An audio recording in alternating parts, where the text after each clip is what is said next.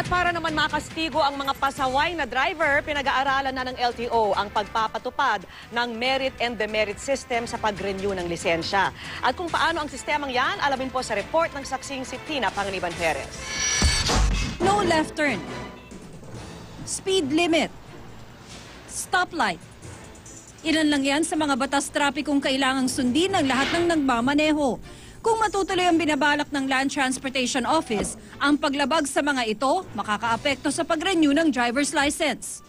Pinag-aaralan ngayon ng Land Transportation Office ang isang merit and demerit system para sa pagre-renew ng driver's license. Papabura ng sistema ang mga driver na maingat magmaneho habang parurusahan naman ang mga pasaway. Ang driver's license sa Pilipinas valid ng 3 taon.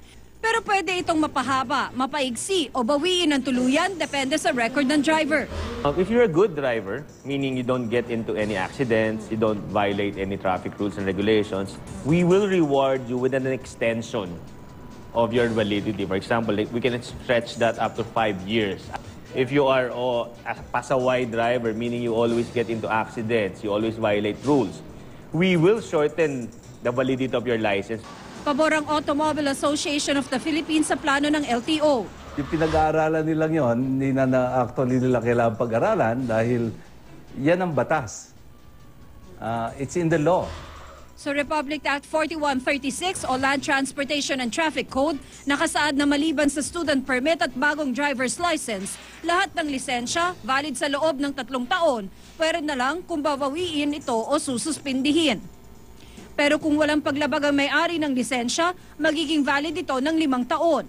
Pero aminado ang grupo, maaaring lumala ang lagayan kapag ipinatupad na ang merit and demerit system. Ang isipin na lang daw, paano susundin ito. Tundin natin ang batas. No? Huwag na natin isipin, baka pag in-implement natin yung batas, baka that might encourage yung lagayan.